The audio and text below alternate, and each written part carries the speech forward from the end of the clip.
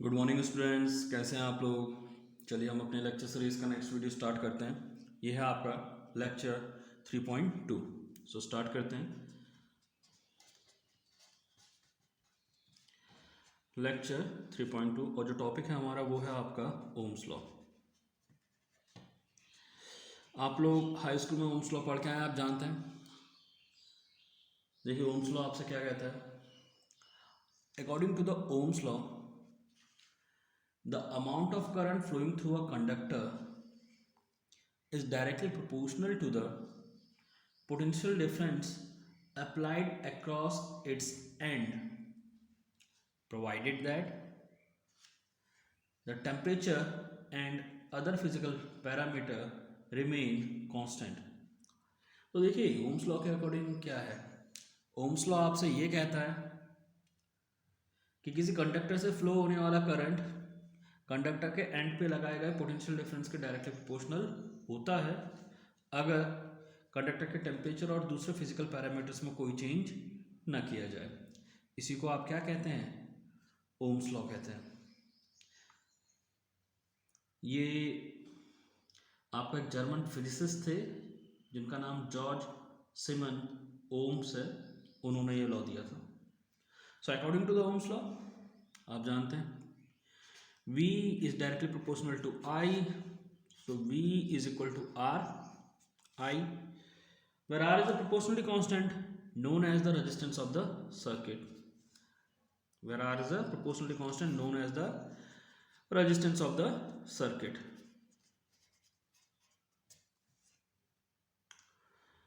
You can define the resistance आप कह सकते हैं the resistance of a conductor is the property by virtue of which it opposes the flow of current through it। Resistance किसी circuit की किसी conductor की वो property है जिसकी वजह से वो खुद में से फ्लो होने वाले करंट का अपोज करता है। यहाँ से आप आर की वैल्यू फाइंड आउट कर सकते हैं, R is equal to V upon I. अगर आप बात करें यूनिट की तो जो इसकी यूनिट है आपका वो है, देखिएगा वोल्टेज की यूनिट क्या है आपका वोल्ट और करंट की यूनिट क्या है आपका एम्पियर, तो उसकी यूनिट हो जाएगी आपका वोल्ट पर एम्पियर और जो उसकी एसआई यूनिट है वो है आपका ohm. In the honour of the scientist इसकी जो एसआई यूनिट है आपका वो क्या है ओम। यहां से आप 1 ओम डिफाइन कर सकते हैं कैसे, इफ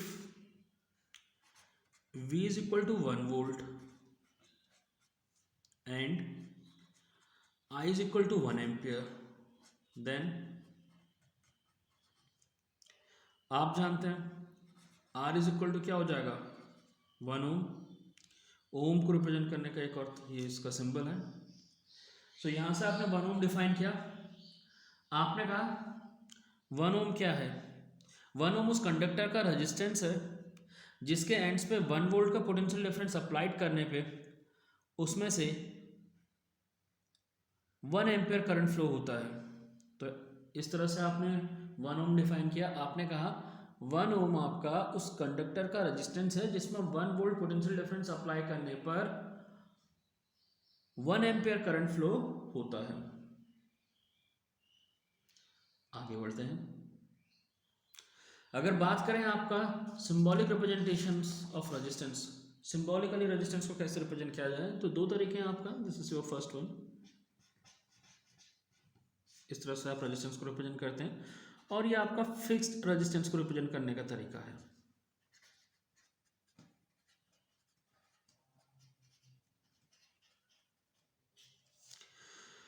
जो दूसरा तरीका है आपका वो कुछ इस तरह से, एक एरो बना दीजिए और इस तरह से आप वेरिएबल रेजिस्टेंस को रिप्रेजेंट करते हैं।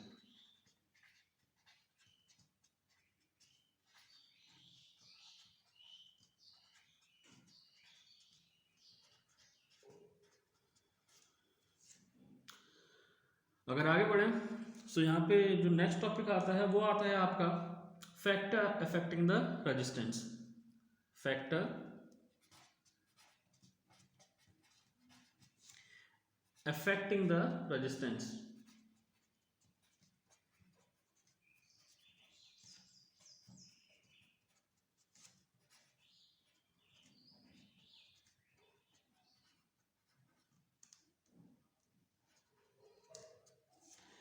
देखिएगा, तो बेसिकली यहाँ पे तीन फैक्टर्स हैं जो रेजिस्टेंस को अफेक्ट करते हैं। जो फर्स्ट वन है आपका वो है length.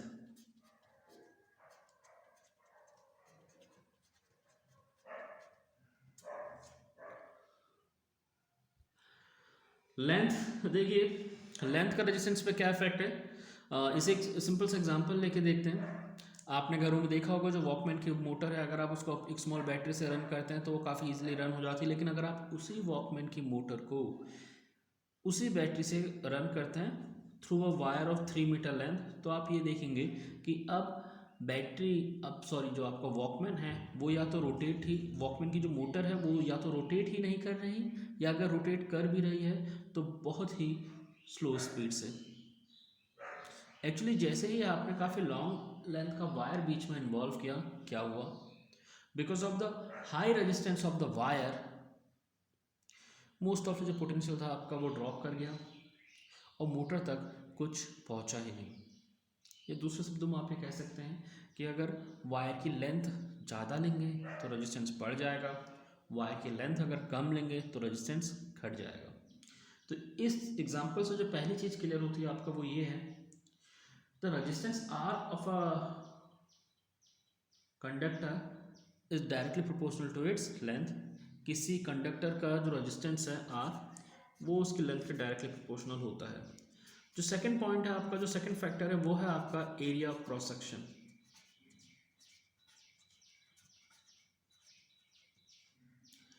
Area of cross section, देखिए अगर आप इसको एक एग्जांपल से समझना चाहें तो आप इस तरह से समझ सकते हैं। अगर आपने कभी अपनी डेली लाइफ में नोटिस किया हो तो जो मोबाइल चार्जिंग का वायर है वो काफ़ी पतला होता है, जबकि हीटर या गीज़र को कनेक्ट करने वाला जो वायर है वो काफ़ी मोटा होता है। रीज़न ये है कि गीज़र आपका काफ़ी लार्ज अमाउंट में करंट ड्रॉ करता है। अगर आप थिन वायर यूज़ करेंगे तो उसका रेजिस्टेंस काफ़ी ज़्यादा होगा और जिस वजह से वायर में हीट प्रोड्यूस काफ़ी ज़्यादा होगा। तो हीट प्रोड्यूस को कम करने के लिए आप क्या करते हैं, थिक क्रॉस सेक्शन का वायर लेते हैं, क्योंकि थिक क्रॉस सेक्शन के वायर में आपका रेजिस्टेंस कम होगा और जिस वजह से हीट प्रोड्यूस भी कम होगी। उसी तरह दूसरी ओर अगर आप मोबाइल चार्जिंग के वायर को देखें तो आप ये देखोगे कि वो काफ़ी पतला है। क्यों? क्योंकि मोबाइल चार्जिंग के समय जो करंट इनपुट लिया जाता है वो काफ़ी कम है, और क्रॉस सेक्शन एरिया कम होने के बावजूद, या आप कह सकते हैं रेजिस्टेंस ज़्यादा होने के बावजूद भी वहाँ पे सफिशेंट अमाउंट में हीट जनरेट नहीं हो पाती। इस वजह से आपने ये नोटिस किया होगा कि जो मोबाइल चार्जर का वायर है वो काफ़ी थिन है, जबकि गीज़र या हीटर के जो वायर हैं वो काफ़ी थिक हैं। क्यों? क्योंकि थिकर वायर में या लार्जर क्रॉस सेक्शन के वायर में रेजिस्टेंस कम होता है। यहाँ से हमने एक और चीज़ सीखी है, वो ये है आपका कि resistance is inversely proportional to the cross section of area, cross sectional area. Number third point जो है आपका वो है नेचर ऑफ द मटेरियल।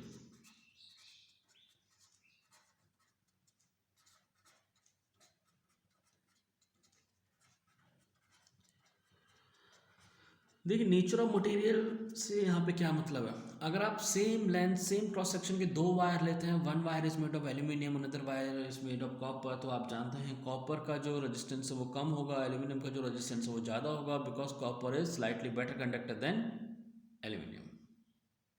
तो जो रेजिस्टेंस है एक और फैक्टर पर डिपेंड करता है, वो है आपका नेचर ऑफ द मटेरियल। चलिए आगे बढ़ते हैं। अभी तक के जो हमारे ऑब्जर्वेशन है उस बेसिस पर आप कह सकते हैं R is directly proportional to L, R is inversely proportional to 1/A। अगर आप इन दोनों इक्वेशंस को कंबाइन करते हैं तो आपके पास आएगा R is directly proportional to L/A, so R is equal to rho L/A, where rho is a proportionality constant known as the resistivity of the conductor, material of the conductor। rho क्या है आपका proportionality constant है और इसको आप कहते हैं resistivity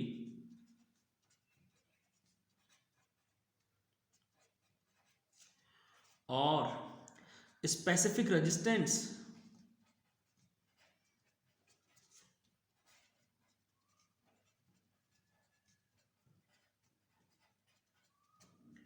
of the material, इसको आप रो से रिप्रेजेंट करते हैं। अगर आप बात करें इसके यूनिट्स की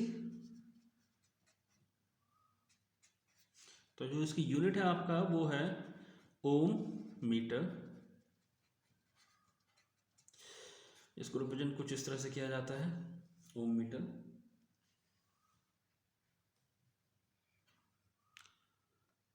अब आगे बढ़ते हैं।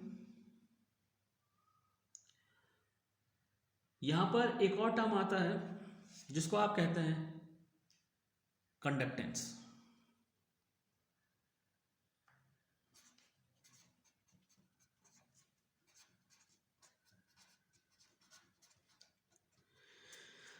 The inverse of the resistance is known as the conductance.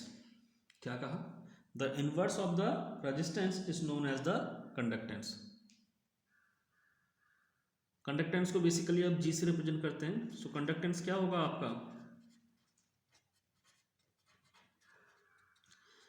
That is denoted by G, capital G, and that will be equal to 1 upon resistance.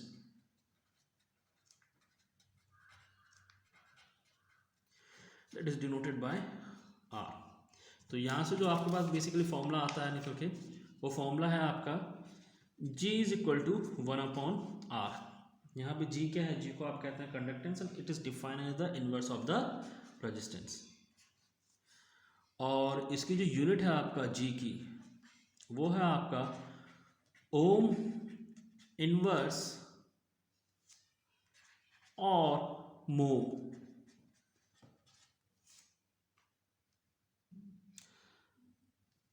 इसी तरह से एक और टर्म यहां पे डिफाइन होता है जिसे आप कहते हैं कंडक्टिविटी।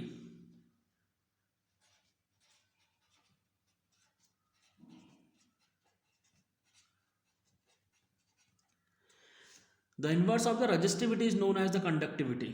तो अगर आप कंडक्टिविटी को डिफाइन करें, conductivity which is denoted by sigma, and that is given by 1 upon resistivity.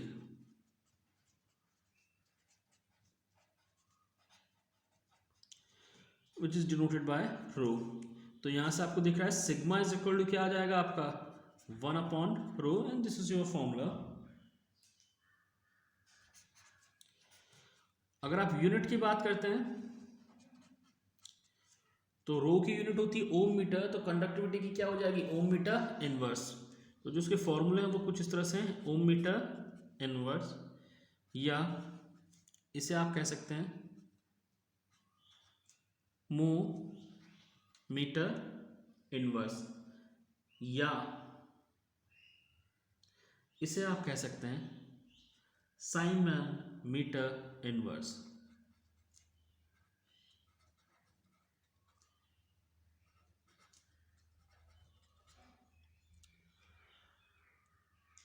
आगे बढ़ते हैं, कुछ न्यूमेरिकल सॉल्व करते हैं।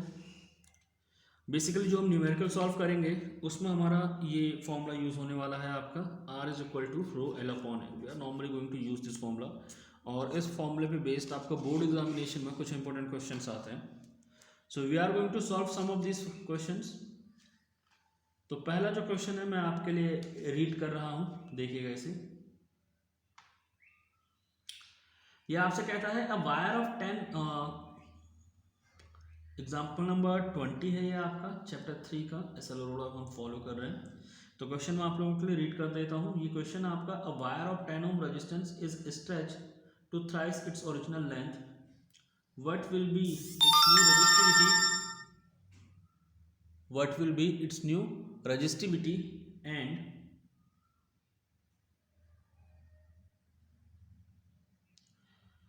What will be its new resistance.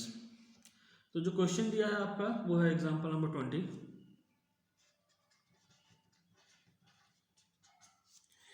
और ये आपसे कह रहा है कि आपको एक रेजिस्टेंस दिया गया है। लेट सपोज जो इनिशियल रेजिस्टेंस की वैल्यू दी गई है वो आपको कितनी दी गई है? 20 ओम। आप इसको अपनी इनिशियल लेंथ का 3 टाइम स्ट्रेच करते हैं, और आपसे पूछा गया है नया रेजिस्टेंस क्या होगा और नई रेजिस्टिविटी क्या होगी, that is given to you. तो जो सबसे पहला क्वेश्चन था आपका कि what will be the new value of the resistivity. तो आपको ये पता होना चाहिए कि resistivity is the property of the material, it does not depend on the length and area of cross section, तो resistivity will remain same। तो जो फर्स्ट पोर्शन है उसका आंसर है आपका the resistivity will remain same. Second पे आते हैं। देखिए आप अभी फॉर्मूला पढ़ के आए हैं R is equal to rho L upon A. तो आप जानते हैं अगर आप इस फॉर्मूले को यूज करते हैं तो लेट्स सपोज जो इनिशियल हमारा रेजिस्टेंस था वो कितना है R1, इनिशियल लेंथ कितनी है L1, और इनिशियली जो आपका एरिया ऑफ क्रॉस सेक्शन है वो कितना है A1। तो यहाँ से आपको पता है कि R1 is going to be rho L1 upon A2। जब आप वायर को स्ट्रेच करेंगे तो क्या होगा, उसकी लेंथ चेंज होगी, उसका क्रॉस सेक्शन एरिया चेंज होगा और उसके साथ साथ उसका रेजिस्टेंस भी चेंज होगा। सो अब आपके पास जो फॉर्मूला आ जाएगा वो आ जाएगा R2 is equal to rho L2 upon A2। So this ये आपका फॉर्मूला है बिफोर स्ट्रेचिंग एंड ये आपका फॉर्मूला है आफ्टर स्ट्रेचिंग। अगर आप इन दोनों को डिवाइड करें तो आपको मिलेगा R1 upon R2 is equal to L1 upon L2 into A2 upon A1। Let's suppose this is your equation number 1, इसे याद रखेगा and we are going to use this formula. अब बात करते हैं क्वेश्चन में आपको दिया क्या है। क्वेश्चन में आपको ये दिया है कि जो वायर की लेंथ है वो इनिशियल का 3 टाइम हो जाती है, यानी L2 is equal to 3L1। तो यहाँ से अगर आप L1 अपॉन L2 निकालेंगे तो वो कितना आ जाएगा आपका 1 अपॉन 3। दूसरी चीज आप जानते हैं कि वायर का जो वॉल्यूम है वो सेम रहेगा, तो इसलिए आप ये लिख सकते हैं A1L1 is equal to A2L2। अगर आप यहाँ से A2 अपॉन A1 कैलकुलेट करते हैं तो ये आएगा L1 upon L2 which is going to be 1 upon 3। तो A2 अपॉन A1 कितना आ गया आपका 1 अपॉन 3। आपको दिख रहा है यहाँ से आपने दोनों वैल्यूज निकाल ली हैं L1 upon L2 and A1 upon A2। इसको इक्वेशन 1 में रख दीजिए। सो R1 अपॉन R2 जो है आपका ये आ जाएगा L1 अपॉन L2 कितना था 1 upon 3 into A2 upon A1 ये भी कितना था 1 upon 3। So this is going to be 1 upon 9। So R1 upon R2 कितना आ गया आपका 1 अपॉन 9। आगे सॉल्व करते हैं। सो यहाँ से R2 कितना आ जाएगा 9 इंटू R1। R1 आपको दिया है क्वेश्चन में और वो है आपका 10 ओम। R1 आपको कितना दे रखा है, सॉरी 20 नहीं है, आपको 10 ओम दे रखा है। सो R1 दिया है आपको 10 ओम, तो जैसे आप यहाँ वैल्यू रखेंगे तो ये हो जाएगा 9 into 10 that is going to be 90 ohm. तो यही आपका आंसर था। अगर हम इसी में एक और क्वेश्चन सॉल्व करते हैं इसके बाद, और वो क्वेश्चन है आपका क्वेश्चन नंबर 23। और क्वेश्चन कैसे देखेगा,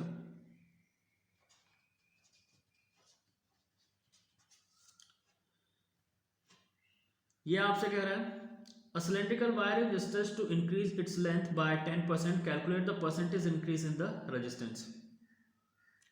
फिर से वही मान लेते हैं इनिशियली जब वायर को स्ट्रेच नहीं किया गया था उसका रेजिस्टेंस कितना था R1। लेट सपोज वो कितना है R। इनिशियल लेंथ कितनी है L1 और एरिया ऑफ क्रॉस सेक्शन कितना है आपका A1। तो आप यहाँ से फॉर्मूला अप्लाई कर सकते हैं R1 इज इक्वल टू हो जाएगा रो L1 अपॉन A1। जब आपने वायर को स्ट्रेच कर लिया तो उसके बाद उसके लेंथ में चेंज होगा, क्रॉस सेक्शन एरिया में चेंज होगा और इसके साथ साथ उसके रेजिस्टेंस में भी चेंज होगा। So let's suppose after stretching resistance कितना है R2, एरिया कितना है A2 और लेंथ कितनी है L2। तो आपके पास आ जाएगा R2 is equal to rho L2। तो यहाँ से आप निकाल सकते हैं R1 upon R2 is equal to आ जाएगा आपका L1 upon L2 into A2 upon A1। Let's suppose this is equation number 1 and we are going to use this after some time. अब आपको क्वेश्चन में क्या दिया है इसे देखिएगा। आपको क्वेश्चन में ये कहा गया है कि जो लेंथ है आपका वायर की वो इनिशियल का 10% बढ़ा दी जाती है। तो जो L2 है आपका वो कितना होगा, मान लेते हैं वायर की इनिशियल लेंथ कितनी है L, आप उसका 10% बढ़ाते हैं तो वायर की टोटल लेंथ कितनी हो जाएगी L प्लस 10% ऑफ L। इसे जब आप सॉल्व करेंगे तो ये आ जाएगा L प्लस 0.1 L या आप इसे लिख सकते हैं 1.1 L, that is your L2। सो जब आप L1 अपॉन L2 करेंगे यहाँ से, तो ये आ जाएगा आपका L1 यानी इनिशियल लेंथ मान लेते हैं L है, तो ये आ जाएगा आपका 1 अपॉन 1.1। सो L1 अपॉन L2 कितना आ गया आपका 1 अपॉन 1.1।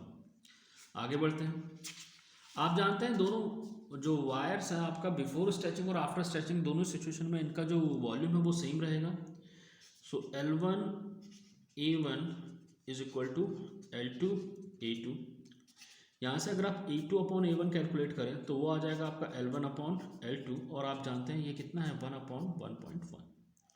ये दोनों वैल्यू अगर आप इक्वेशन में रखते हैं, इक्वेशन 1 में रखते हैं, तो आपके पास आ जाएगा R1 upon R2 is equal to L1 upon L2 into A2 upon A1, और ये आ जाएगा 1 अपॉन 1.1 इंटू 1 अपॉन 1.1।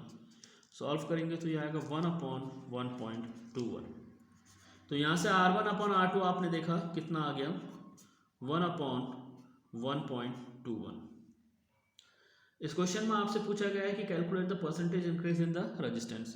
देखिए, change in resistance upon initial resistance, ये क्या है आपका फ्रैक्शनल इंक्रीज।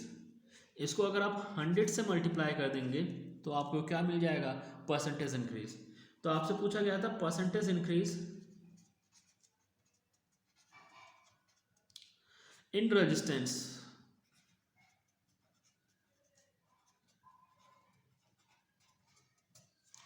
तो ये आ जाएगा आपका delta L upon R1 into 100, या इसको आप लिख सकते हैं R2 minus R1 upon R1 into 100। अगर आप इसे सॉल्व करें तो ये आ जाएगा आपका R2 upon R1 minus 1 into 100। R1 upon R2 आपने यहाँ निकाल रखा है, तो R2 अपॉन R1 क्या हो जाएगा इनवर्स वैल्यू जब रखेंगे तो ये आएगा 1.21 माइनस 1 इंटू 100, या इसे जब आप सॉल्व करेंगे तो ये आएगा 21%, और यही आपका फाइनल आंसर है। सो डियर स्टूडेंट्स, आज के लिए इतना ही। धन्यवाद।